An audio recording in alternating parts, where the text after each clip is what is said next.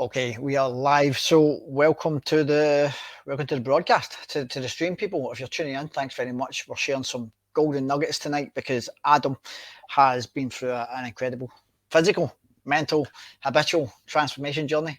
And I'm basically going to interview Adam on everything that he's done so far so we can share some of the knowledge, the steps, the practical stuff that if any of you are trying to lose fat, build muscle, get in shape, then especially in the kind of midlife age. I mean, Adam started at 45 years old, and if you look at the progress photos that are shared on the social media platform, it'll be on the thumbnail somewhere here, the picture for this video. He's made some incredible progress, and there's no sign of him slowing down, which is awesome. So, Adam, I'm going to quickly get you to introduce yourself, mate. So, if you can just tell us briefly who you are, where you're from, age, family life, what you do for a living, please, mate. All right. Well, as Dean said, my name's Adam. I live down near the south coast in the UK.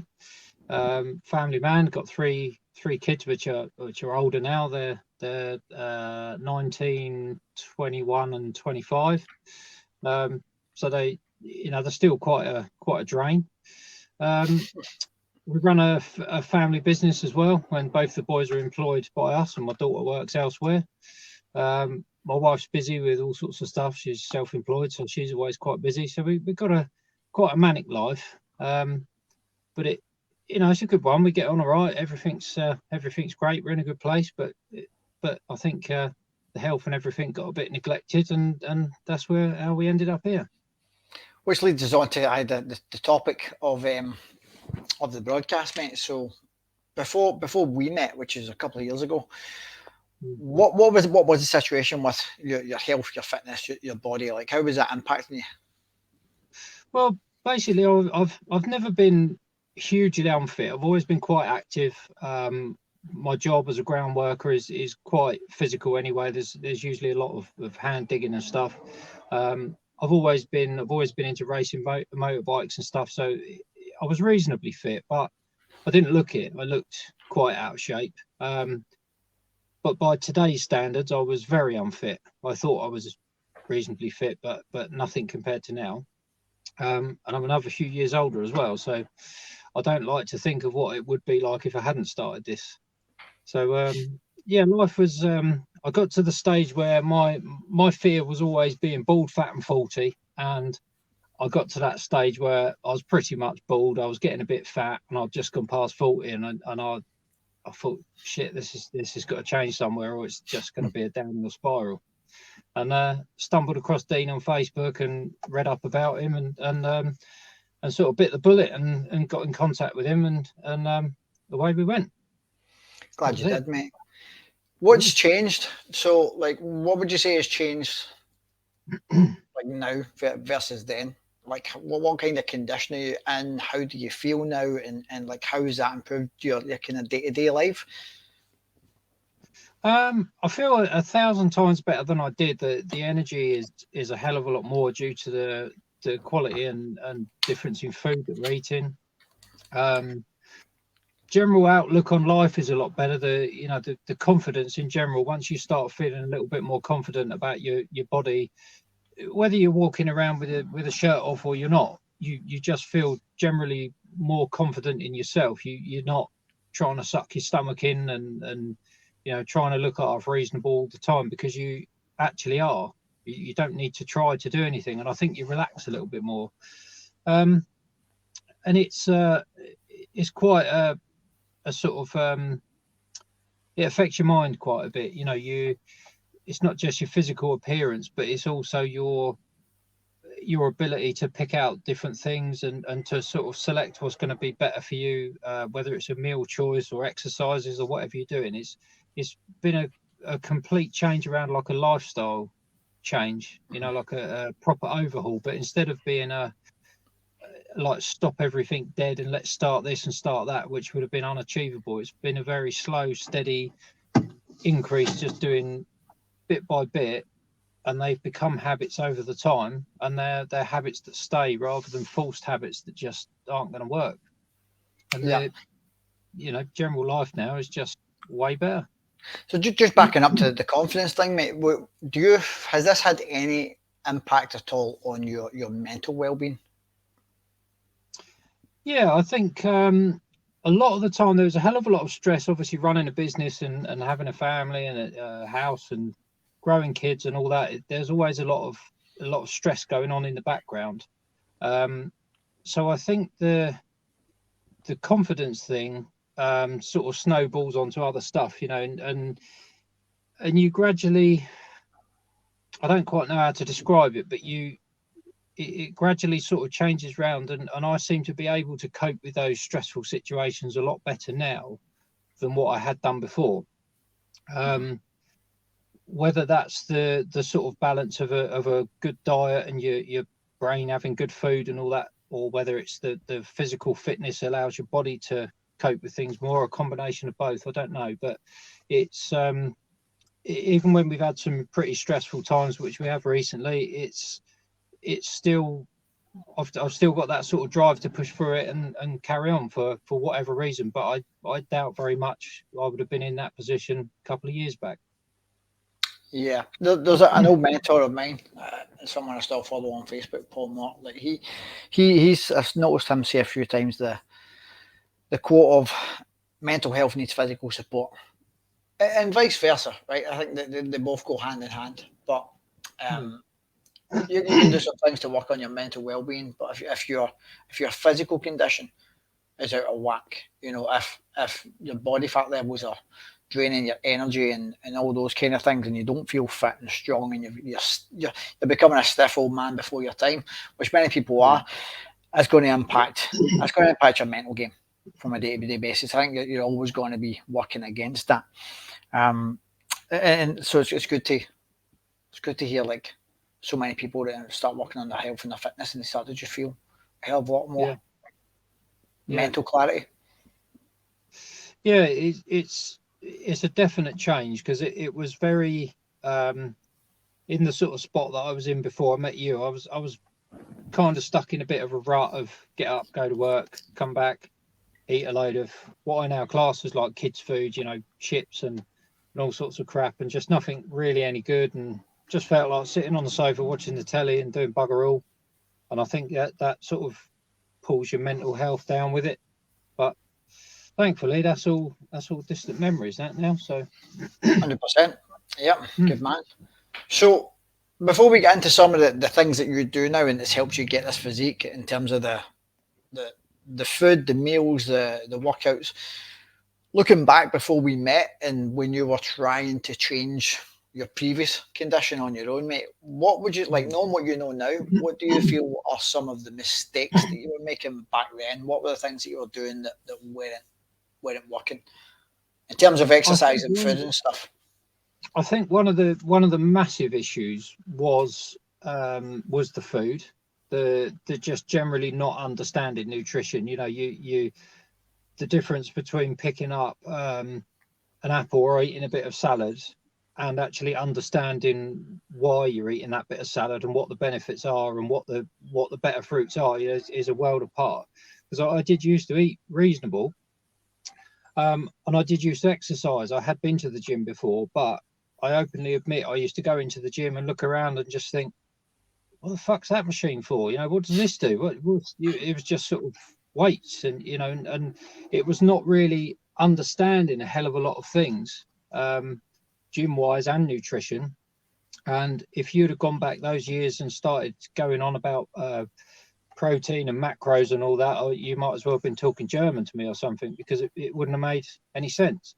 But even the instructional videos and stuff on the app of exercises and the correct ways, you know, the movements to get the right benefit for the muscles, all of those details that come together that I've learned over that time were things. It was sort of knowledge that I didn't have. So anything that I was doing was probably having very, very little effect on my physical health, and on my sort of diet as well. By just munching on an apple and a salad once a week, it was doing absolutely nothing. But the education of understanding why has been a a massive thing, and actually learning what the benefits of certain things are. Because before, to me, an egg was just a bloody egg. You had fried egg on toast or something like that. But now it's a massive source of protein. It's that knowledge of what the meals and stuff are. I think is probably slightly bigger influence than the physical side, I reckon. Yeah, yeah. Nutrition and food is so important, and that's like I'm coming from. This is coming from a professional at nutritional neglect over years, like because exercise and training was never an issue for me. Having joined the military at 16 years old, and I was an infantry, so we had to be very fit. We were always training to some degree, and infantry fitness is it's up there with the best, the most intense fitness in the world. Consistently, you're pretty much often living like an athlete, and then becoming a military PTI myself, but still. I neglected the nutritional and lifestyle sides of it. So, my physical ability was quite good, but my body didn't reflect that.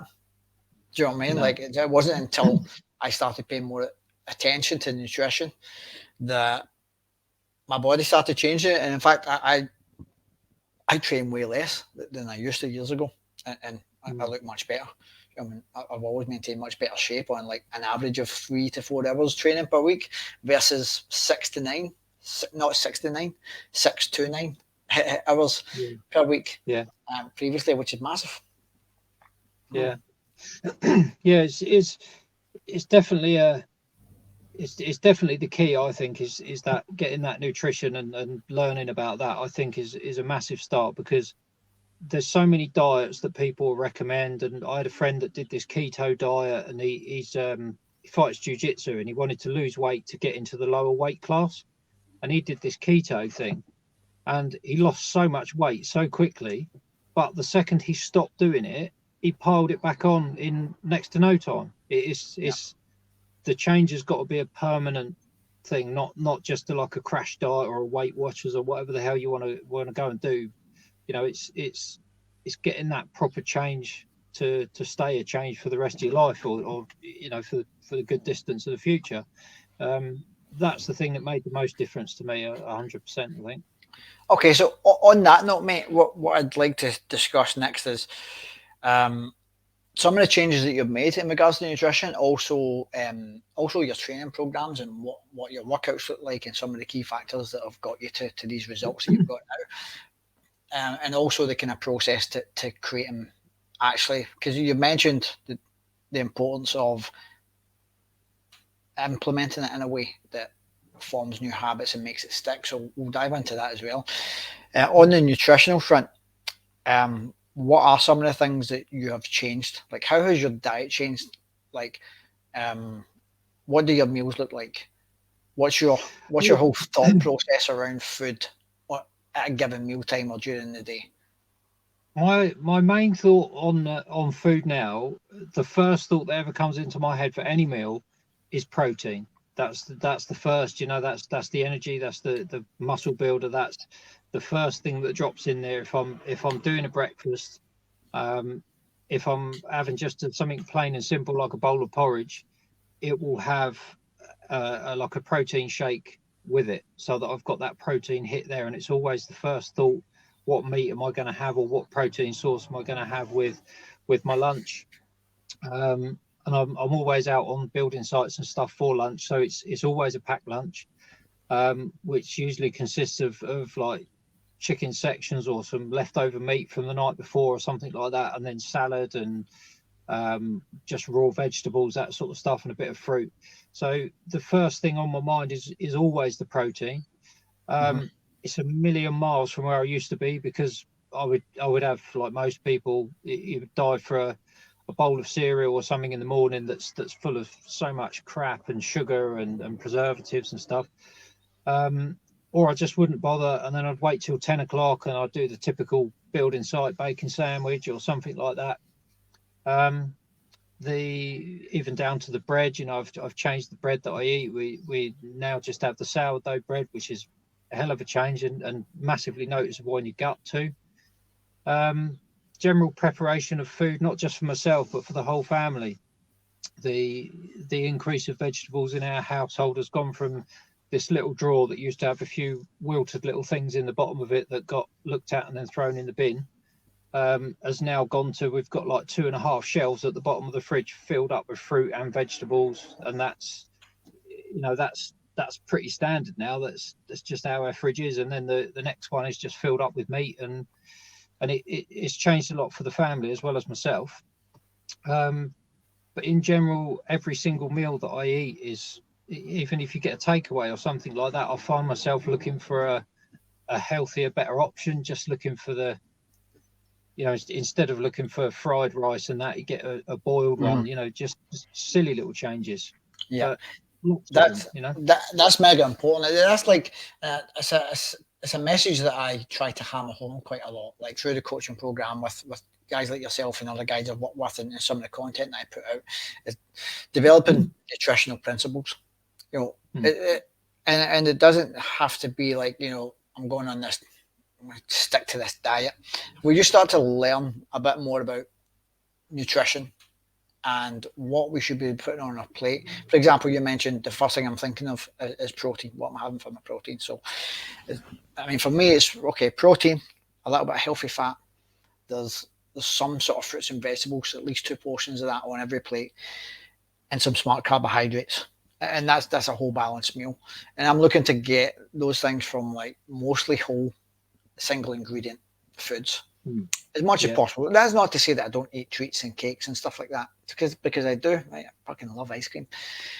But most of the time, and if we focus on, and that's always going to be like, you know, most of those foods are low calories, but they're really nutrient dense, high in fiber, X, Y, Z. They're making us feel full. They're giving us that full belly sensation without getting loads of calories on board, which you don't get that when you're not conscious of your food. You generally just eat whatever you feel like on a given day. Generally speaking, you're going to eat way more processed foods, and that's going to take its toll on your health, and you're going to overeat. It's extremely easy to overeat when you are not conscious of, you know, some nutritional principles, and you're eating a lot of processed foods because they're just high calorie dense foods, low fiber, low nutrient, and it's always going to leave this craving for more food because your body's not satisfied, just not getting that nourishment it's supposed to get. Yeah, but I think that's where the craving for something sweet like that sugar hit, or a chocolate, or a couple of biscuits or something, I think that's where that starts creeping in, and then you're getting that vicious cycle. And it was nothing for me before to come home from work and I'd have a cup of tea, and 1 or 2 biscuits wasn't enough. I'd end up doing like half a pack of biscuits, and that was just how it was. But now I think you learn a little bit more self-control, because I do still eat biscuits. I do still have the odd one every now and again, but I will have a cup of tea or a cup of coffee or whatever, and I will have a biscuit or 2, and then I'll put the pack away and I'm done. That's it, and I don't eat anymore. But it's not a habit that I do every day.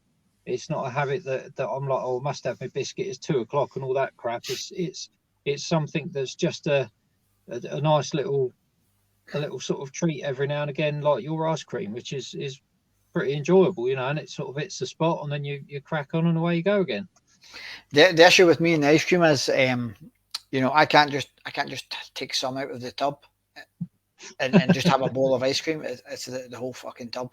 So I cannot buy more than 1 tub at a time of ice cream to stock in the house, because I'll go through, you know, 2-3 tubs back to back, easy.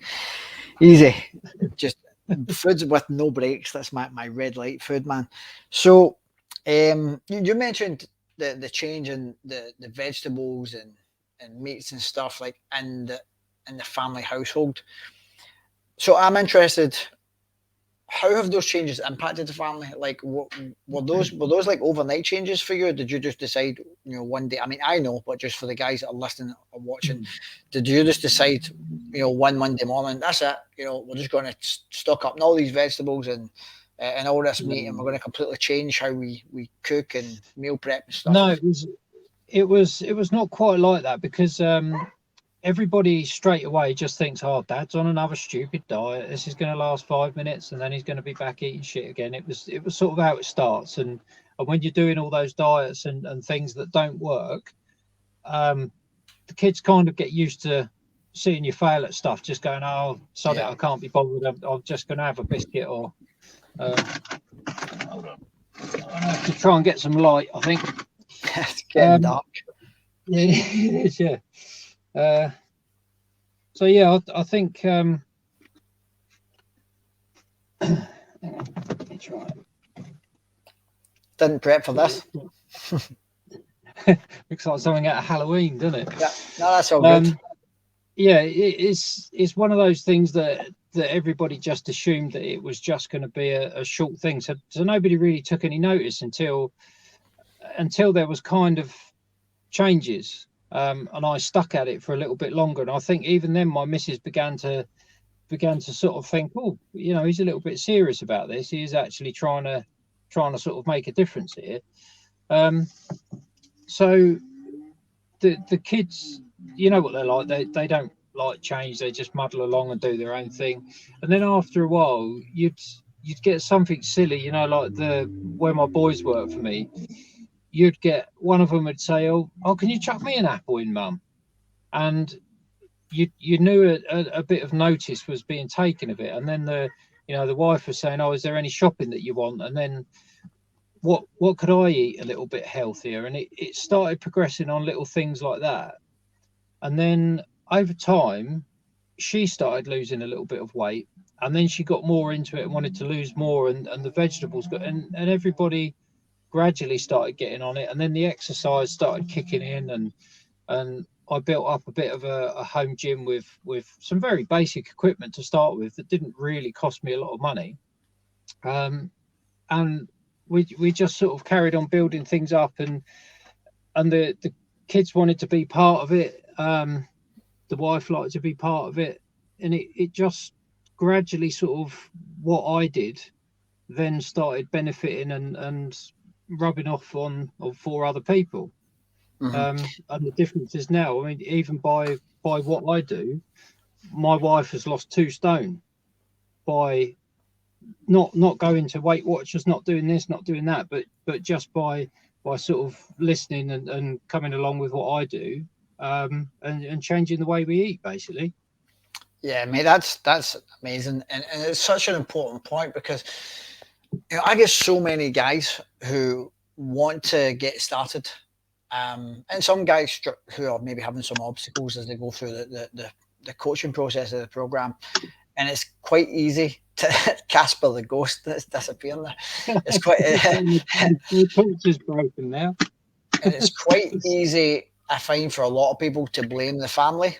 Do you know what I mean? And use that as an excuse. But my family would never change how they eat, so I'm not going to bother. But I mean, the way I think, as long as you look at it that way, you're never going to change, and you're never going to inspire anyone to change, because you're almost giving away your power to change. And the way I see it is, like, if you're the man of the household, like, it's our responsibility to set the examples and take leadership of certain things. And if we value health, fitness, and setting a better example, then that's what we need to do. We need to not worry about what other people are doing in the household, and just make our changes slowly, right?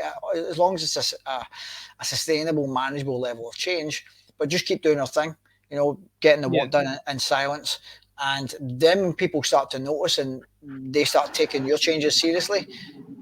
People follow, They do, definitely. And I sort of feel like it would have been a little bit unfair of me to be concentrating on my health all of the time and not considering the other people that are the most important ones in your life. I just think it'd be a little bit a selfish way to do it. But if you've got that sort of willingness to try and encourage the family and the kids and all that to jump on the bandwagon with you, or at least just start just making the, and as you would say, let's go for 1%. If you can just change one little thing, one chocolate bar for a banana in a kid's lunchbox, then you're making a difference, you're making a change. And none of my kids, to be fair, are overweight. They're not massively healthy, because they're just, they're sort of older kids that want to sit there and Snapchat their mates and all that sort of crap most nights, or go and sit around the mate's house. They're not hugely athletic, but on the same time, they're not very, very unhealthy people that sit in front of a TV 24 hours a day. Yeah, You know, but so here's the important thing. Sorry for cutting you off there, mate. But um, people are better at achieving new things when they believe it can be done. And if your kids ever decide that they want to take more charge of their health and like for talking's sake, get in some kind of improve their athleticism or get in some kind of better shape, they've seen it firsthand by you. yeah, Do you know what I mean? yeah. Like they're going to have a very firm belief that that can be done, and they're going to be able to turn to you for that guidance. They do, and I mean, even when we're at work, I mean, there's been a number of times, and like my boys are 25 and 21, and there's been a number of times that they'll be struggling and moving something. You know, I'll be, oh, Dad, come and grab hold of this with us.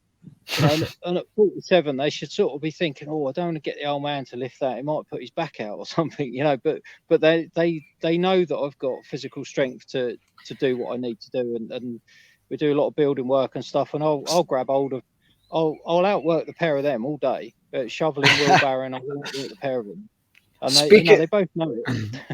speaking of which, like speaking of lifting, let's talk about some numbers then. Like, so what are you lifting in the gym, mate? What's your deadlift at?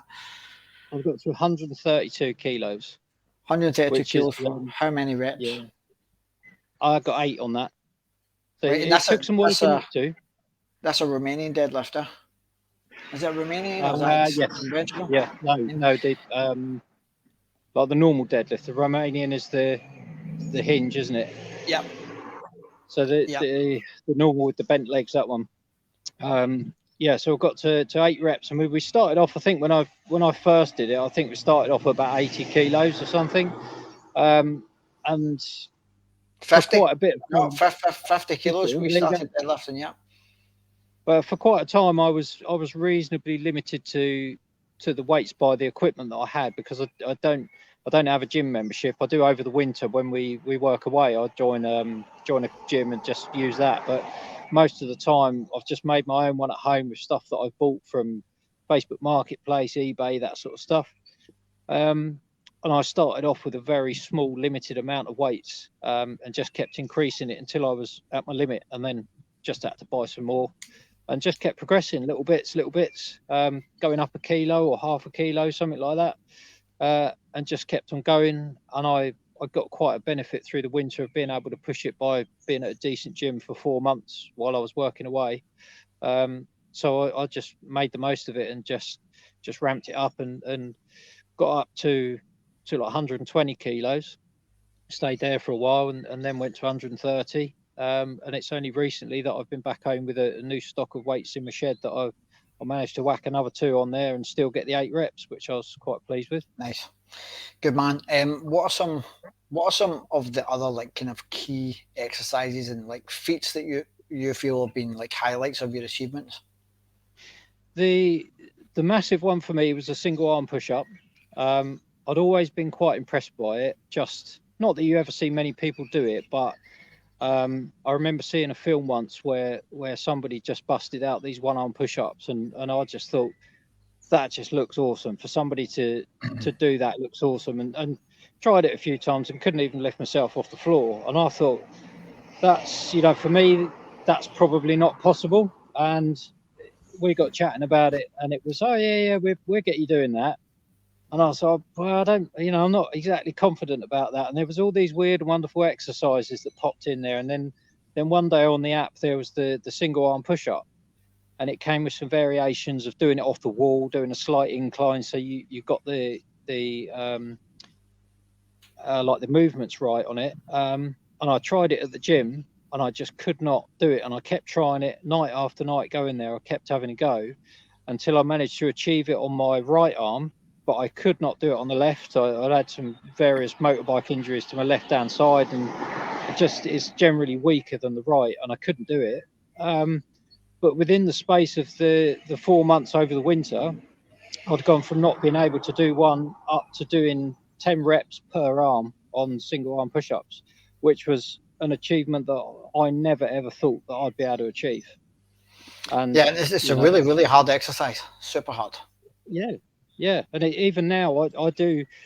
exercise is kind of enjoyable, but it's a little bit of a punishment, if you like, I suppose. But I still do every now and again. I'll still throw in a couple of sets of one-arm push-ups just because I sort of get up from doing them and just got this big grin on my face. I'm like, fuck yeah, I can still smash them out, and it's a real good feeling. It's really good. But I don't think I would have been able to get to that without the coaching. I don't think I would have been able to get to that point of being able to actually do that. Yeah, and as much as you're crediting the coaching, which I like to hear, mate, I appreciate it. But also, you're the one that's put all the steps into action here. You're the one that's did the work and made the changes for yourself and built the habits, mate. So it's a two-way street. It's a partnership for sure. Another thing that I wanted to touch on it whilst we're on the training side of it is just to highlight for any of the guys and girls that are listening or watching the importance of your numbers, like in training, because I think there's a very big misconception of what it takes to lose fat, lose weight, and like a lot of people use the term tone up, but because a lot of people want to look toned, but toned is it's really just a product of having body fat levels that are low enough that you can see your muscle definition, but also having muscle development that's developed enough that you can see it when you lose the body fat. And that is a product of your strength training, just your straight up old fashioned strength training, getting stronger, how much weight you can. And listen, so you don't necessarily need access to a gym and barbells and stuff like that. I mean, it could be done with just body weight. It's not optimal, but basically your performance numbers in your workouts. So how much you can dumbbell bench press if you're using barbells, then how much you can barbell deadlift or Romanian deadlift, how much you can dumbbell overhead press, one arm dumbbell row, how many good quality press ups that you can do, how many split squat, how much weight you can split squat, or if it's body weight, how many reps you can split squat, your inverted body weight rows, and things like pull-ups. It's increasing your performance with them over a long period of time, and your body's going to change massively for that in terms of looking more athletic and lean and toned. That's a key thing, and a lot of people miss that message somewhere because a lot of the things that are promoted on social media, the HIIT workouts, tons of cardio and stuff, and that's good stuff, right? We should be doing cardio for our health, but it doesn't change your fucking body. Like, it makes you better at cardio, makes you better at running, and it's good for your cardiovascular health, and it will, once or twice a week, it's going to help extend your lifespan and stuff. It's important, but in terms of changing your body, it's that just good old-fashioned strength stuff and bringing the body fat levels down through the nutrition. Have you found that, Adam? I have, definitely. Yeah, I do a reasonable amount of cardio. I'm not, I've done a few bits of mountain biking and running and stuff like that, and I seem to sort of go through phases of it. I do mostly the winter time, where I get a bit of time to myself. In the evenings is when I tend to commit to stuff like that. So I'm not, I don't sort of commit to something like that on a regular basis. But the actual strength training benefits in so many other ways. It's not just the fact that I can lift up this amount of weight. It's just a huge. It's just makes life so much better by just being able to physically move something when you need to, or you're out walking the dogs or walking up some hills, or general sort of building stuff around the house, well-being, everything. The list of it just goes on forever, and the cardio side has never been that important or as enjoyable as the weights for me. I know everybody will differ, but it's still getting those numbers and having those targets and keep increasing and getting better targets. It's making that it's making you better as a person all the time as well. Absolutely, yeah. And you need to be strong with a big strong dog like yours, mate, the German Shepherd. yeah, that and the kids, because they're all taller than me apart from my daughter. Absolutely. So have you ever, in the 2 years that we've been working together, have you ever struggled with periods of low motivation or life getting in the way? And if so, like what's been your strategy for getting through that? I mean, I don't think anybody would ever sign up to something like this and not experience that, to be honest. Because you all get that, like you commit to something and you go flat out at it and everything's good and you see a few results, but it's like everything. You get to that little spot where things get maybe a little bit samey, a little bit boring, and then the motivation drops out of it. And I'm one of those people that I don't quit at anything, so I'll see anything through, and no matter what my motivation's like, I will make myself go and do something. And there's been quite a few times where I've had to almost drag myself off the sofa and go outside and go, right, you are doing a workout. And I can 100% guarantee after you've done that workout, you do feel 1,000 times better. And there's every single time I've felt like that. I've come out of that gym feeling like I'm fucking glad I did that. I feel really good now. There's a lot of mental things, like I say, business stress and that sort of stuff, or you've had an argument with the missus and you think, oh, I can't be asked to go out and do that. I'm just going to sit in here and sulk or something like that. But it does you a hell of a lot of good to go out and do something, and crack on with it, and it's quite a good. I find it quite a good stress reliever. You go out and just smash a good session out in the gym faster than you usually would, or go and spend 10 minutes on a punch bag or something like that, and it just clears your head, just makes you feel so much better. So it's massively, it's got to be down to, because a lot of people don't have that sort of fight in them, do they? That they get to this stage of, oh, I'm bored of this, and they fall off the wagon, which I'm sure. But that's something. I mean, that's something that I think it's important, like, to know that can be trained. And if you don't train that, if you don't train yourself to get better at that, then you're never going to achieve the outcomes you want. Yeah. So what benefit you in a lot of other areas of life as well. It's not only going to benefit you in training; it's going to benefit your life. Any obstacles and any goals and any new skills that you're trying to develop, it's important to have that trait. Traits are important. Traits are, I would say, are way more important than the methods or the program and stuff, because we're always going to bring those traits to anything that we do, and we can train those and get better at them. So one thing that stands out for me that you said there, it sounds like a little bit of self-talk. So like whenever you feel like you can't be bothered, it's having a word with yourself and focusing on the fact that you're going to feel much better for having done it than not done it. Is that right, mate? Yeah, 100%. 100%. Yeah, because it's important not to dwell on that feeling of the moment. Like, I can't be asked. Or especially in winter. Winter's a key time for people to sack it off because they feel demotivated because it's cold, it's wet outside, it's dark and stuff. And I'll just sit in front of it, watch Netflix. I've always found it. It's always been a time of year for me that we live out in the sticks, and from kids we were always out shooting in the winter and ferreting and doing all sorts of stuff. So winter time has always been quite active. So the weather doesn't particularly put me off. The only bonus I find with training is that if you are training, like I'm out here in a park at the minute, it's getting quite chilly, but you can train harder. So instead of getting all hot and sweaty too quick, you can get stuck into it. You're out in the fresh air, and I've done quite a lot, as quite a lot of workouts in the parks, literally with a set of resistance bands, and you can use a lot of the playground equipment for pull-ups and all sorts of stuff. And I actually quite enjoy. I'd rather work out in weather like this and on cold evenings than I would on a sweating hot day. So I think it depends on the person, obviously.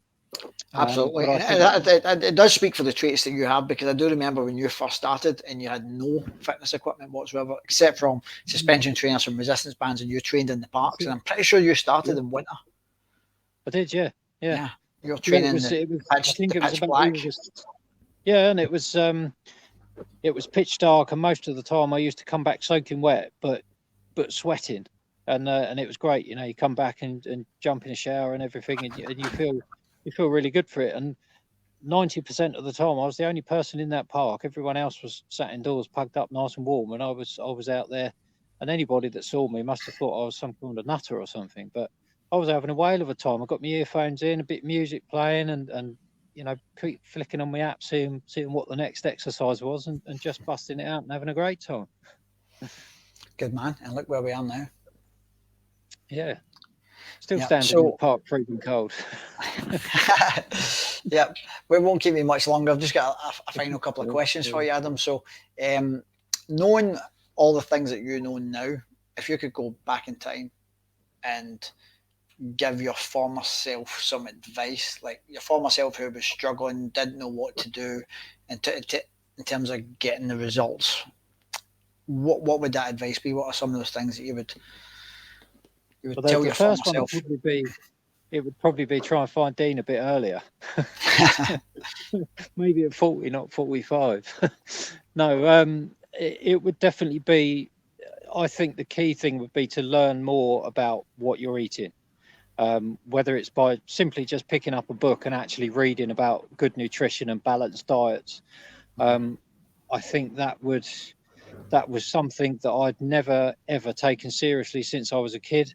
Um, when I was younger, you were sort of given, your mum and dad cooked, and it was always a reasonable meals that we always had, but you never learnt about it. I do believe that it should be a lot more pushed in schools, Hundred nutrition and percent. stuff like that, especially when you look around you, the state of young children now is quite sad, to be honest, because there's not much of a future if you're starting off like that. So I do believe that should be a part of general education, and I think that would have been a massive key. If I could rewind, I would definitely get my head stuck into some things and learn about what goes into my body before.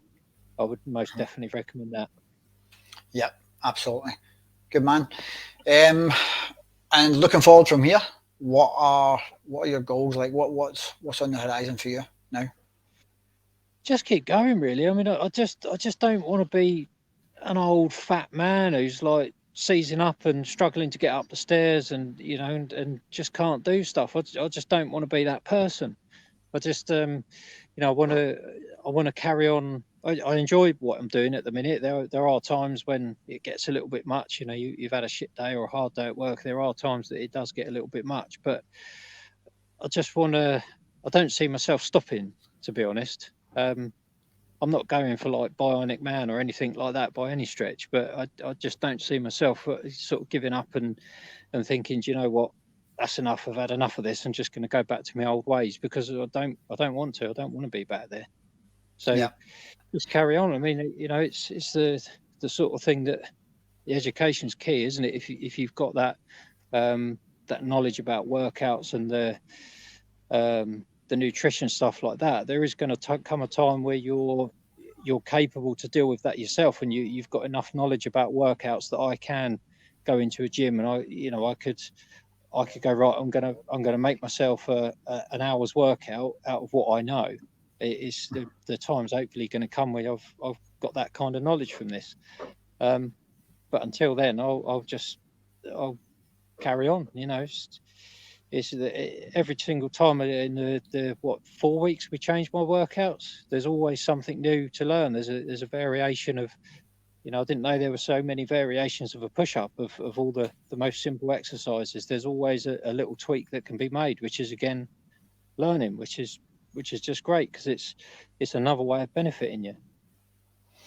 yeah, absolutely. And just on the topic of having the goal of simply just keeping it going and staying young and healthy as long as possible. It's only what, like 3 hours training a week, 3 times a week that you're on, isn't it? Yeah, yeah. That's the thing. It's very little when you consider how much of your time that you spend at work and how much of your time you spend sat in front of the telly. Your average film's 2 hours long, and people will quite happily sit there and watch one of those 3 or 4 evenings a week. Um, but even if you go out and you do a 15-minute workout, it's better than nothing.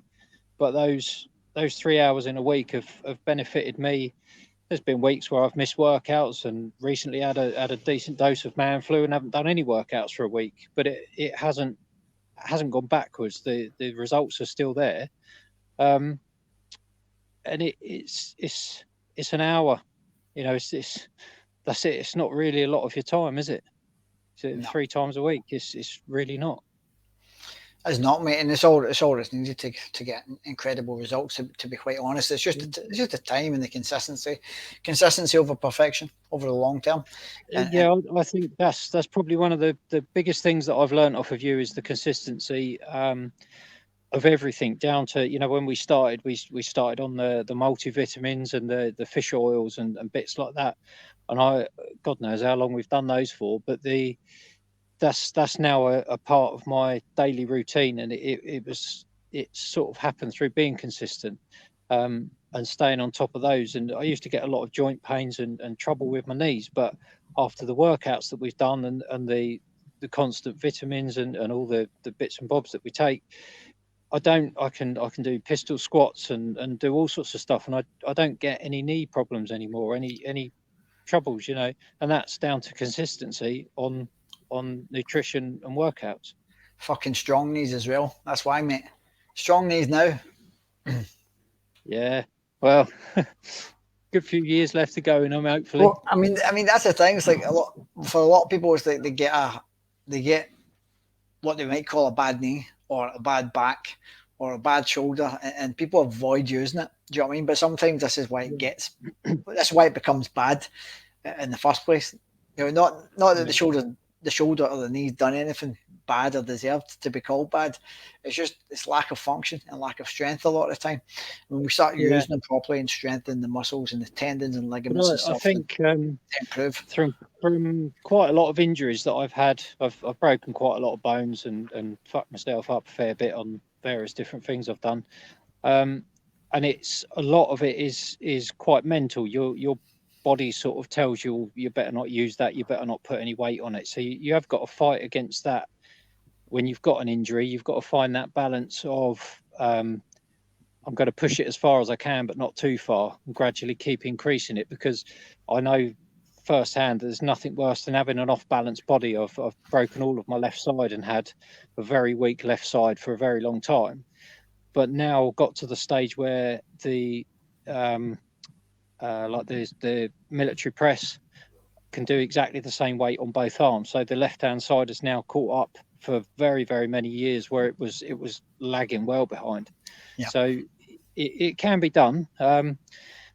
You've just got to do it, and with a bit of expert tuition. You know, you don't want to try and do something too quick and end up making it worse. So with a little bit of guidance and somebody that understands the way your body works and your injuries, then you'll get back past anything like that. Absolutely. Right, Adam, it's been an absolute pleasure, mate. I can see you're probably getting a bit cold out there, so we're going to let you shut off. It's getting a bit chilly, but it's all right. Thanks very much for coming on. Massively appreciate it. I'm sure this given a lot of the guys that follow the page some good inspiration, mate. So you keep up the good work. Sorry about the light situation. All good, mate. All good. Yeah. Well, brilliant. Well, thank you, mate. It's been you know, a lot of it's been down to you from the coaching. I know it's a lot of my input, but it's the sort of one-to-one, and you know, we're completely different ends of the country, and have only ever met face to face once, and we've achieved all of this over 2 years. So it's teamwork, mate. Teamwork makes the dream work. Certainly does. Okay, dope, mate. Thanks very much for coming on, and I'll catch you in a little bit. Have a good one. Mate. Take care. See you soon.